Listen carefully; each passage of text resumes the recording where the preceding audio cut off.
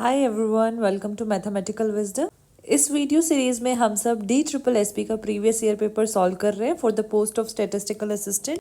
This is the fourth video of this series. So let's start with question number 137. So this is the question. Suppose at present the factory is using a production unit which turns out items with an average life 1000 hours. The management will like to adopt the new unit only if reputable that the average life of the item produced by the new machine exceeds 1200 hours. The decision problem in statistical terminology is. तो इसमें हमें statistical terminology में ये पूछा है कि इसको हम कैसे रिप्रेजेंट कर सकते हैं डिसीजन रूल को। तो क्वेश्चन क्या है? क्वेश्चन एक सिंपल है कि जो उनकी फैक्ट्री है वो क्या प्रोड्यूस करती है, 1000 आवर्स की एवरेज प्रोड्यूस करती है, प्रोडक्शन यूनिट जो प्रोड्यूस करती है। और ये लोग ये बोल रहे हैं कि अगर हमारी जो न्यू अगर हम यूनिट तभी लगाएंगे जब उसकी जो लाइफ टाइम है वो 1200 से बढ़ेगी, मतलब 1200 से ज़्यादा होगी तभी हम इतना इन्वेस्टमेंट करेंगे, वरना हम इन्वेस्टमेंट नहीं करेंगे। तो जो जितनी पूरी कंडीशन आ जाती है वो सिर्फ इस 1200 नंबर पे आती है, ये 1000 नंबर पे नहीं आती। सो इस बात का ख्याल रखिएगा। तो बस सिंपल बात ये है कि जो हम कुछ भी नहीं अडॉप्ट करेंगे नया, हम कब कब कुछ भी अडॉप्ट नहीं करेंगे नया, हम कुछ भी तब अडॉप्ट नहीं करेंगे जब हमें कोई डिफरेंस फील नहीं होगा। और डिफरेंस हमें कब फील नहीं होगा? जब हमारी जो एवरेज है, एवरेज को हम म्यू से डिनोट करते हैं पॉपुलेशन की, वो लेस देन 1200 होगी। और हम नई चीज़ अडॉप्ट करेंगे, कब अडॉप्ट करेंगे? जब डिफरेंस आएगा, जब हमारा म्यू H1 जो होगा उसमें जो म्यू है वो ग्रेटर देन 1200 होगा। So this is the hypothesis. This hypothesis is equivalent to fourth option. So fourth option is correct. Next question please. Here the question is, let x be the life length of the items. Mu is expectation, x follows normal. For testing the hypothesis problem, ये हमें वही hypothesis दे रखा है जो पिछले question में था। और हमें क्या करना है? We need to find out the critical region at level alpha level of significance. तो बेसिकली हमें क्रिटिकल रीजन निकालना है उसी पिछले वाली प्रॉब्लम का, बस हमें यहाँ पे डिस्ट्रीब्यूशन बता रखी है। तो जब भी हमें इन केस ऑफ डिस्ट्रीब्यूशन, जब भी हमें डिस्ट्रीब्यूशन बता रखा हो तो सबसे पहले डिस्ट्रीब्यूशन लिख लीजिए, फिर उसके बाद उसकी मीन की डिस्ट्रीब्यूशन लिख लीजिए। यहाँ पे जो मीन की डिस्ट्रीब्यूशन होती है वो होती है sigma square by N, that is 100 by N. So जब हम इसको स्टैंडर्डाइज करेंगे तो कभी भी स्टैंडर्डाइज करने के लिए हम क्या करते हैं? मीन को माइनस करते हैं और वेरिएंस के अंडर रूट से डिवाइड कर देते हैं, that is X bar minus mu under root 100। Under root 100 को हम 10 बाय एन भी लिख सकते हैं, 10 by root N equals to z. So this z follows what? This z follows normal 0 1. Okay. So ये z जो होगा वो normal 0 1 होगा। तो यहाँ से हम x बार की वैल्यू निकाल लेते हैं इतने पोर्शन से। So x bar equals to 10 by root n z plus mu. तो यहाँ पर एक बात ध्यान देने वाली है, यहाँ पर हम अल्टरनेटिव हाइपोथेसिस को टेस्ट देखते हैं। अल्टरनेटिव हाइपोथेसिस क्या है? Mu is greater than 1200। तो जो हमारा क्रिटिकल रीजन बनेगा इन case of normal distribution for testing mean, वो भी हमारा इस फॉर्म में बनेगा। तो यहाँ पर ये हम NP टेस्ट से निकाल सकते हैं, लाइक्लीहुड रेशो भी लगा सकते हैं। तो यहाँ पे ये फॉर्म आएगी विच इज़ सेम। तो x बार यहाँ पे k की जगह in place of k we substitute this value. So we got it x bar greater than 10 by root n z 1 minus alpha plus mu, which is identical to the option 1. So the option 1 is correct. Next question.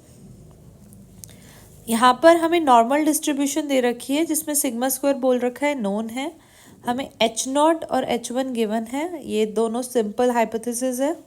The likelihood ratio function for test of alpha using NP lemma, हमें first of all ये NP lemma से भी अभी इसमें कोई requirement नहीं है, हमें सिर्फ एक बात पे ध्यान देना है, वो है लाइक्लीहुड फंक्शन रेशो। तो लाइक्लीहुड रेशो होता क्या है? Likelihood ratio is just simply a product of F X I where I goes to 1 to n। तो जो भी एफ एक्स आई होगा उसको मल्टीपल टाइम्स जब हम मल्टीप्लाई करेंगे तो लाइक्लीहुड रेशो बन जाएगा। तो F X I is in case of normal distribution it is sigma under root 2 pi e to power minus half xi minus mu by sigma। this is distribution of normal distribution है। ये हमने simply normal distribution की PDF लिखी है। तो जब हम likelihood ratio बनाएंगे so this will be product I goes to 1 to n sigma root 2 pi e to power minus half xi minus mu sigma square। हम देख सकते हैं जो ये वाला पोर्शन है ये पूरा पोर्शन कांस्टेंट है। अगर कांस्टेंट को n टाइम्स प्रोडक्ट करेंगे तो हमारे यहाँ पे कांस्टेंट की पावर n आ जाएगी 2 by पाई पावर n। और यहाँ पर देखेंगे तो हमें ये दिख रहा है कि यहाँ पे एक्सपोनेंट में है कुछ, तो जब भी एक्सपोनेंट में प्रोडक्ट होता है तो समीशन आ जाता है। So we will get this xi minus mu by sigma whole square and it is I goes to 1 to n। So the correct option is option number 3। option 3 correct है। These both are identical। So next question is हमें वही दोबारा से normal distribution दे रखा है। तो normal distribution in case of inference statistical inference के case में DSSB को नॉर्मल डिस्ट्रीब्यूशन पसंद है, क्योंकि इन्होंने सीक्वेंस में 3 क्वेश्चन पूछ लिए हैं अभी और this is the 4th question. So let's start with the next question। In this question x follows normal distribution, sigma square is known, UMPCR does not exist for। हमें ये बताना है कि ये जितने हाइपोथेसिस हैं इनमें से कौन से किस हाइपोथेसिस के लिए यूएमपीसीआर एग्जिस्ट नहीं करता। तो यूएमपीसीआर का मतलब होता है uniformly most powerful critical region. So इसके लिए हम अल्टरनेटिव हाइपोथेसिस देखेंगे। So let's start with option number 2। ये बोल रहा है कि जो हमारा म्यू है is less than mu not. So let's take this is the mu naught value. तो ये वैल्यू हमारा जो म्यू नॉट होगा म्यू होगा वो कहीं यहाँ पे लाई करेगा। Okay that's fine. So next is mu is greater than mu not. So हमारा म्यू यहाँ कहीं लाई करेगा, दैट्स फाइन टू। नेक्स्ट में भी यही है कि जो म्यू है वो μ1 के इक्वल है और जो कि वो μ1 जो है बड़ा है। सो μ1 यहाँ पे कहीं पे भी हो सकता है।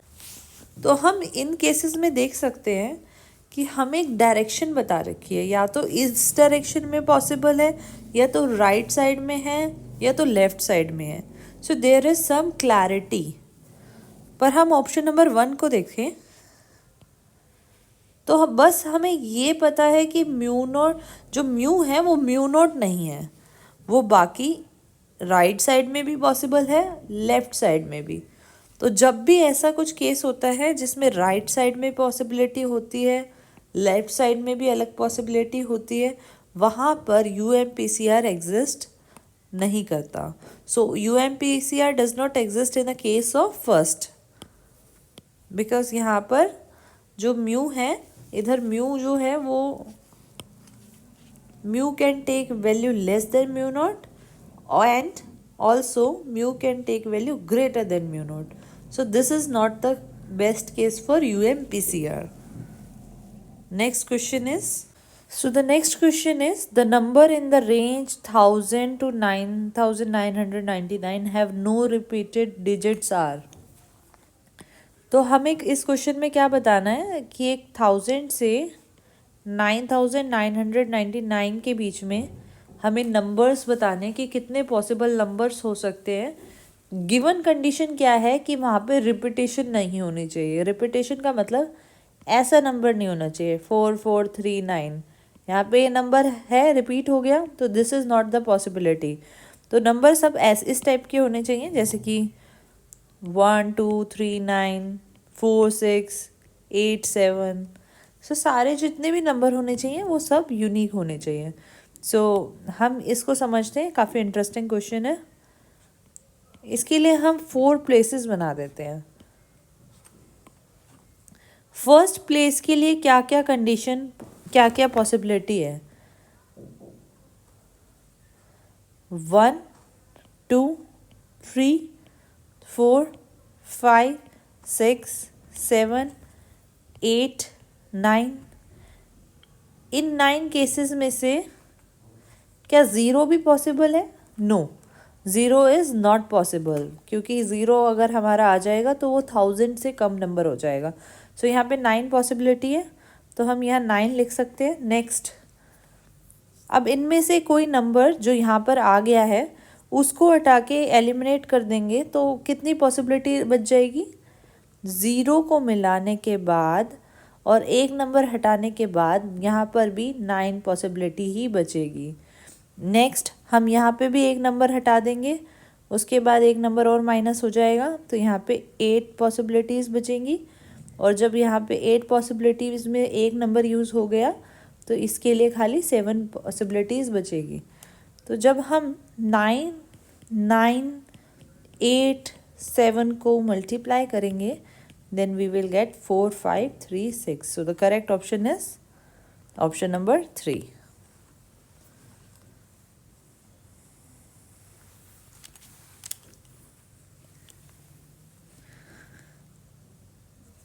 This question is also about basics of probability, permutation और combination का question है ये। The number of sets there of a set of with n elements is, हमें ये बताना है कि कितने नंबर ऑफ सेट्स पॉसिबल हैं। यहाँ पर पॉपुलेशन का साइज़ है n, और हमें बताना है कि इस पॉपुलेशन के साइज़ में से कितने सेट बन सकते हैं। तो हमें यहाँ पे कुछ नहीं बता रखा कि हमें कि कितने यूनिट्स होनी चाहिए हर सेट में, क्या कोई यूनिट फिक्स नहीं कर रखी कि 2 ही यूनिट्स होनी चाहिए, 5 ही यूनिट होनी चाहिए, ऐसा कुछ भी नहीं डिसाइड कर रखा। तो हम अज्यूम करते हैं कि यूनिट जो हो सकती हैं वो ज़ीरो भी हो सकती है, 1 भी हो सकती है, और हो सकता है सेट में सारी की सारी ही यूनिट प्रेजेंट हो। और नेक्स्ट थिंग क्या है कि जो हम यूनिट लेंगे उसमें ऑर्डर मैटर नहीं करता, ऑर्डर डज नॉट मैटर। और जब ऑर्डर नहीं मैटर करता और हम विदाउट रिप्लेसमेंट यूनिट्स कंसिडर करेंगे, तो ऐसे केस में हम कॉम्बिनेशन का यूज़ करते हैं। So in this case we use it NCM, where m takes value 0 to n. So the right option is option number 2. अगर ये कंडीशन दी होती कि जो यूनिट्स है वो वहाँ पे रिपीटिशन अलाउड है, in that case the answer will be, if the condition was that sample was taken without replacement but order matters, अगर ऑर्डर मैटर करता तो हमारा आंसर ये होता NPM m goes to 0 to n। But यहाँ पर हमें ऑर्डर मैटर नहीं करता, सो इसलिए answer is this. Next is, assume that an insurance company has broken down yearly light vehicle claim for a driver for 18 age through 28 as shown in a figure। ये हमें amount claim बता रखा है और probability बता रखी है। The amount the company charge at its average premium in order to break even on cost for claim is, we just need to find average. जब भी हमें ऐसे एवरेज पूछा हो तो हम क्या करेंगे, हमें XI गिवन होता है, दिस इज XI, और ये हमें प्रोबेबिलिटी गिवन है PI। तो we justly just simply multiply this to this and take summation from I goes to 1 to n. तो यहाँ पर हम सबसे पहले xi और pi को मल्टीप्लाई करते हैं. So we get 0, here we get 200, here we get 200, 180, 80, here we get 100. So the total is 100. So the total is, total is 760. So the average is 760. So the correct option number 3 is correct. 760 is the answer. Next is, which of the following shown residual divided by standard deviation? हम किस में residual को divide कर देते हैं standard deviation से, ये पूछा है. तो रेजिडुअल को डिवाइड करना है स्टैंडर्ड डेविएशन से, उसको बोलेंगे आर स्टैंडर्ड. क्या बोलेंगे? R standard. Next is, which of the following option is correct? इनमें से कौन सा ऑप्शन करेक्ट है?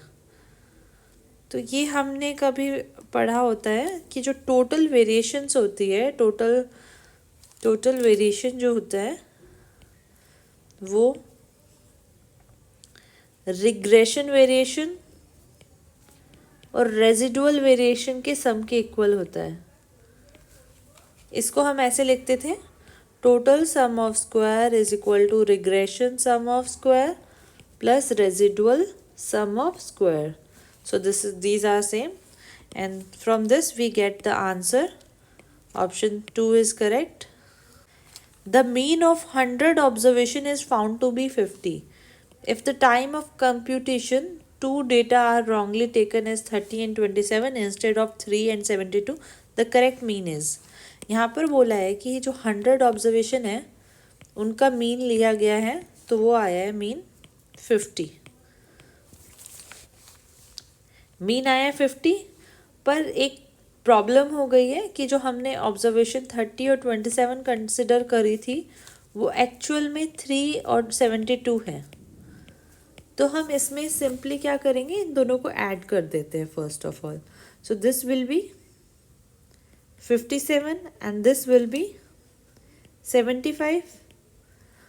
Then we subtract 75 from 57. What we get? Then we subtract 75 from 57 and we get 18 here. Trick करते हैं, हम 50 को मल्टीप्लाई करते हैं 100 से और उसके बाद हम 18 को ऐड कर देंगे.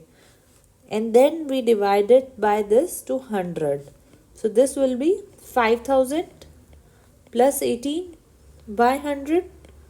So we get it 5018 by 100, which is 550.18. So the correct option is option number 1, which is 50.18. So शुरू करते हैं 149th क्वेश्चन को. 49th क्वेश्चन में है, we need to find out the upper quartile for the following data table is. हमें इसमें अपर quartile निकालना है. अपर क्वार्टाइल के लिए सबसे पहले हम CF निकालेंगे. This is 7, 25, 50, 80, then 100. So next we need to find out 3n by 4, which is 3 into 100 by 4, that is 75. So the upper quartile class is, इसमें हमें upper quartile class as 75 is less than 80. So this is upper quartile class. यहाँ पर इस class में हमें lower limit की और upper limit की ज़रूरत है, जिसका मिड पॉइंट है 17.5, दैट इज़ 15 to 20, क्योंकि जो 15 और 20 होता है उसका ही मिड पॉइंट 17.5 होता है.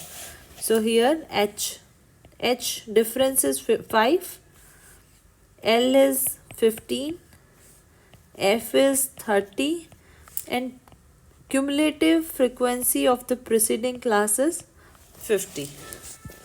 इस बात का हमें ध्यान रखना है कि यहाँ पर हमें preceding class की frequency लेनी होती है. So